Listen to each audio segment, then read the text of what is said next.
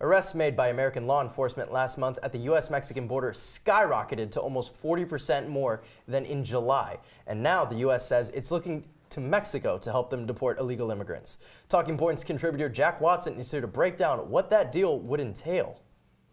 Yeah, that's right, Elijah. The U.S. is trying to cut a deal with Mexico that aims to deport migrants who are in Mexico back to their own countries in an effort to cut down on immigration into the U.S. The United States would pay Mexico about $20 million to cover transportation costs, bus tickets, plane tickets, etc., to send back the immigrants. The U.S. arrested just under 13,000 family units at the border in August. Those people come not only from Mexico, but from Latin American countries like Honduras and Guatemala. The current administration sees this as a national security issue, and the $20 million sent by the U.S. would come from foreign aid funds, which the New York Times points out were prominently used to address the ongoing crisis in Syria and assist hospitals in Palestine. Now, an interesting thing to keep an eye on here is the transition of power in Mexico. President-elect Andrés Manuel López Obrador is taking office in December, and it'll be intriguing to see how López Obrador and Trump interact on this top international issue. Now, because of the divisive rhetoric between the U.S. and Mexico in the past few years, at first it might seem a bit difficult to strike a deal. However, the most recent development here is another instance of the two countries working together.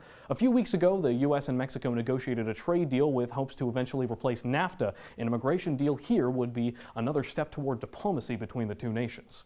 Mexico has not yet agreed or disagreed to the terms, but they have accepted aid for border enforcement from the U.S. in the past. One thing, however, is very clear. There's a transparent aim from this move by the United States. They want to shrink the amount of immigrants coming through the southern border, regardless of their country of origin, and they are going directly to Mexico to do it. Gilad?